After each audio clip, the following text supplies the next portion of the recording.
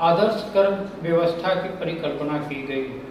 चूँकि आप एक स्वराजी हैं, तो मैं आपसे जानना चाहूँगा कि आदर्श कर व्यवस्था क्या है?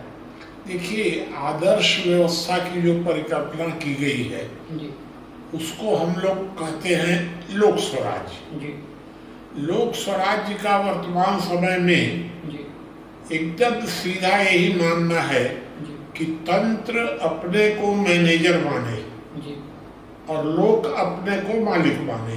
जी वर्तमान समय में बिल्कुल उल्टा हो रहा है। जी तंत्र अपने को शासक मान रहा है, जी लोक अपने को गुलाम मान रहा है। जी ये परिस्थितियां अच्छी नहीं है। तो लोक स्वराज्य जब आएगा ये परिस्थितियां बदल जाएंगी।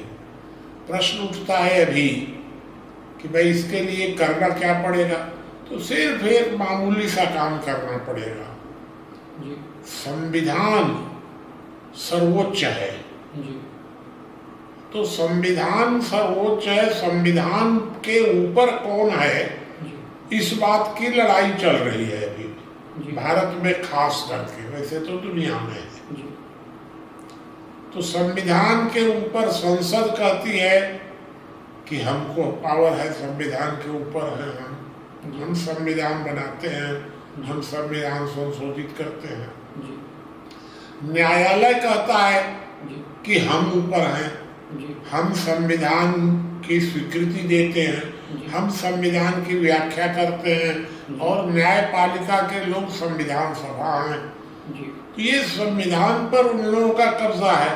जी वास्तव में तो संविधान जी लोक का नियंत्रण होना चाहिए। जी अर्थात संविधान किसी भी रूप में तंत्र का गुलाम नहीं होना चाहिए। जी संविधान संशोधन के अंतिम अधिकार में जी लोक की भी भूमिका होनी चाहिए, सिर्फ तंत्र की नहीं। जी ये मैं आपको लोक स्वराज्य का बता दिया कि परिणाम क्या होगा और तरीका क्या होगा, दोनों। जी आदर्श व्यवस्था में उपयोग की प्राथमिकता के आधार पर सूची बनाकर नीचे से तब तक कर लगाया जाए जब तक कि उसका बजट पूरा ना हो जाए। ये क्या मामला है?